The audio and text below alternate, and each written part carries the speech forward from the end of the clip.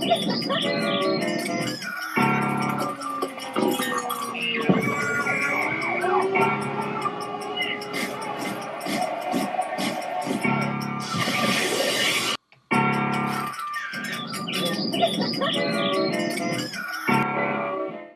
est minuit moins une, nos écoles publiques brûlent, rajoutons-y nos petits de 4 ans. Alors, M. Legault, vous avez à cœur le développement des enfants, on n'a aucun doute là-dessus. Je vous inviterai à écouter ce moment magique où est apparu publiquement pour la première fois votre amour des enfants et votre obsession pour la maternelle 4 ans. Je ferais de la politique seulement pour la maternelle 4 ans parce qu'on a besoin d'agir tôt pour les enfants qui ont des difficultés d'apprentissage, des troubles d'attention, la dysphasie, la dyslexie, l'autisme. Donc, on va dépister avant 4 ans. On va commencer à donner des services dans les maternelles 4 ans.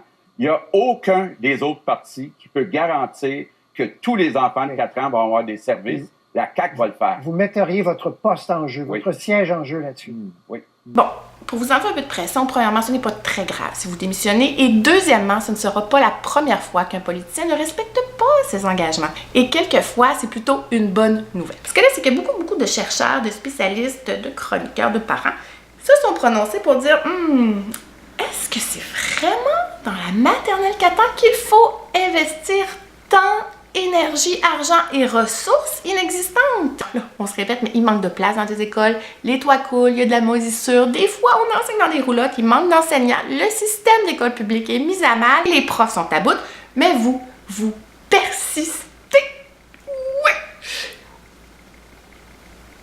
Oui. L'important, c'est de donner l'impression d'agir et agir pour le bien de nos enfants. Qui peut être contre ça, M. Legault? Personne. C'est super payant. Mais c'est important, M. le Président, pour chaque enfant, puis il y en a 27 qui ont des difficultés, d'offrir ce qu'il y a de mieux, puis d'offrir le choix aux parents. C'est quoi le problème de dire aux parents, vous avez le choix entre une garderie avec 2/3 d'employés qui sont des techniciens de garde ou une maternelle 4 ans, des enseignants avec toute l'équipe de spécialistes de l'école primaire? Vous ne pouvez pas dire ça. Vous ne pouvez pas. C'est mon oncle, c'est malaisant, c'est méprisant, vous pouvez pas. Surtout dans un contexte de rareté de la main-d'œuvre. C'est un langage que vous connaissez. Je suis pas certaine que c'est la bonne façon de valoriser le travail des éducatrices qui éduquent nos enfants et qui ont fait 3 ans d'études dans le développement de la petite enfance. Mais là, coup de théâtre. Après quelques jours de silence, Mathieu Lacombe, ministre de la Famille, papa, ancien chef d'antenne à TVA, est venu calmer le jeu. Il a promis 13 700 places en CPE. Bon, dans le fond, les libéraux en avaient approuvé 11 000, il faut que c'est 2 500. Mais peu importe, ça m'a complètement soufflé.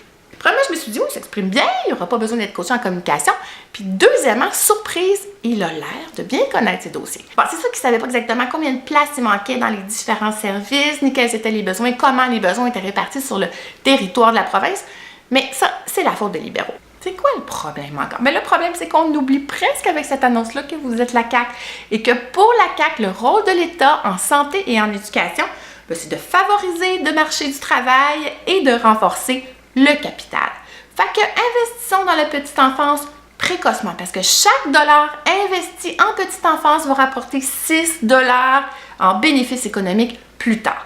Ça, moi, je suis certaine que vous avez lu cette étude-là. L'autre problème, c'est que de l'avis de certains chercheurs, qu'il faudrait peut-être commencer à écouter, le risque en dépistant précocement, c'est de stigmatiser les enfants et leurs parents, surtout s'ils sont pauvres. Parce que le développement des enfants, c'est pas mal relié aux conditions socio-économiques de leurs parents. Dépistons précocement, mais surtout sans jamais remettre en question les causes structurelles à l'origine des inégalités sociales. Ne remettons jamais en question le système capitaliste et les choix idéologiques derrière vos politiques de lutte à la pauvreté. Puis si c'est pas un bon travailleur, puis si il devient pauvre, ça va être de sa faute. C'est ça.